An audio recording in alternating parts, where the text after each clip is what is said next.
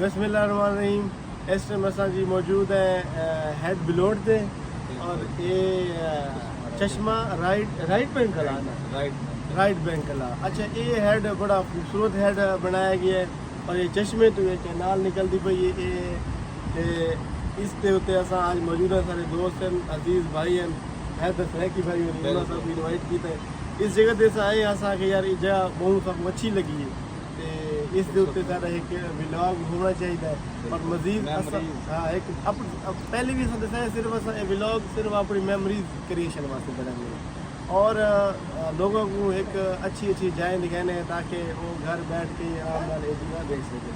मजीद सारे व्लॉग जो हैदर भाई को इंट्रो कर रहे भी ये क्या है, इनका क्या हिस्ट्री है और ये मौजूद इन बैक साइड से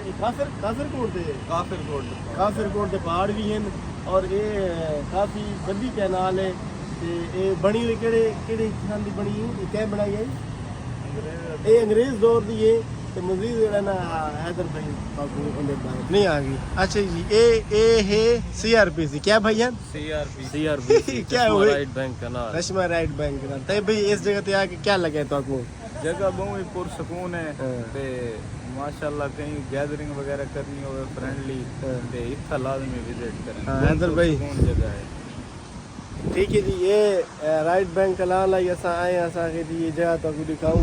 ये सामने पहाड़ हैं, केड़े पहाड़ हैं जी? काफिरकोट। मदनी भाईजान क्या आखो? हमारे साहब बहुत अच्छी जगह है, लोकेशन देते हैं आगे यहाँ से जबरदस्त। अच्छा RBC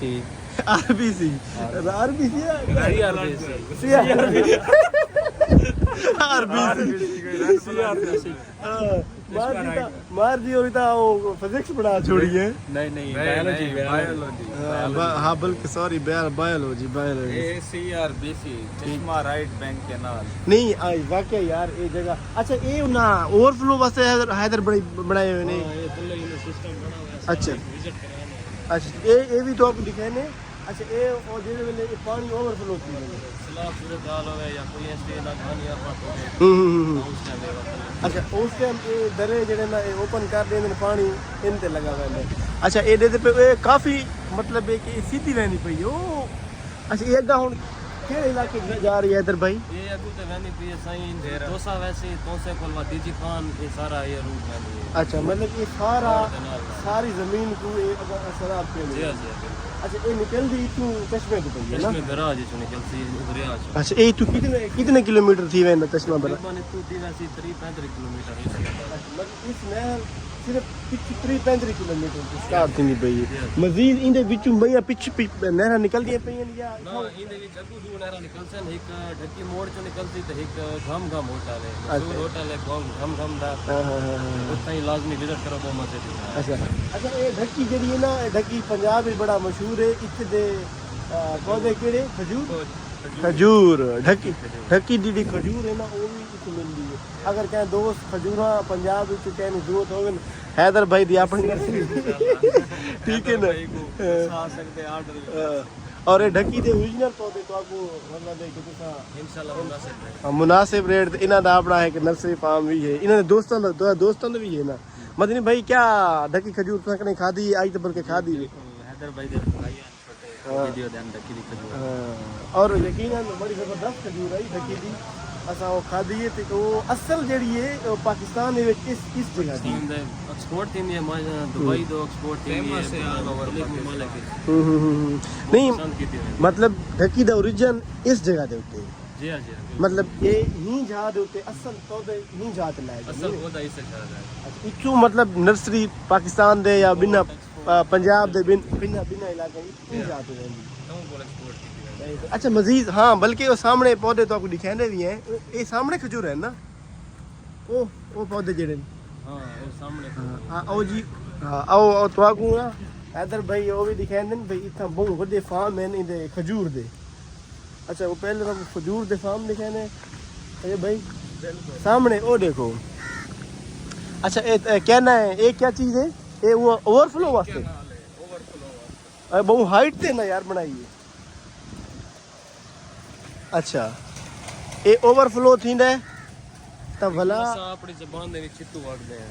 अच्छा छित्तू तो ये भाई क्या देनु छित्तू ये ओवरफ्लो थींदा है तो उस टाइम ना ये मतलब उन्होंने खोल लेंदा। अच्छा सामने देखो सारे फार्म ही फार्म ने खजूरां दे हैं। ये सामने ये भी खजूर दे पौधे लाए हैं सारे, बहुत बड़े बड़े बाग हैं।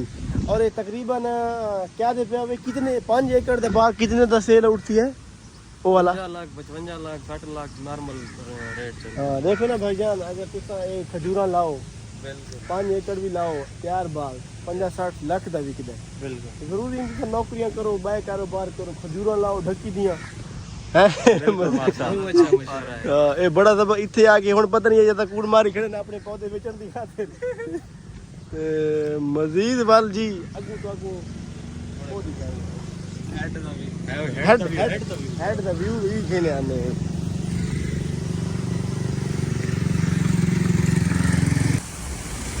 अच्छा जी ये ओवरफ्लो थींदा है नहीं जा दो तुम इवें ना ये ओवरफ्लो जो थींदा है भला ये दरे जो ना वो खोल लेंदे।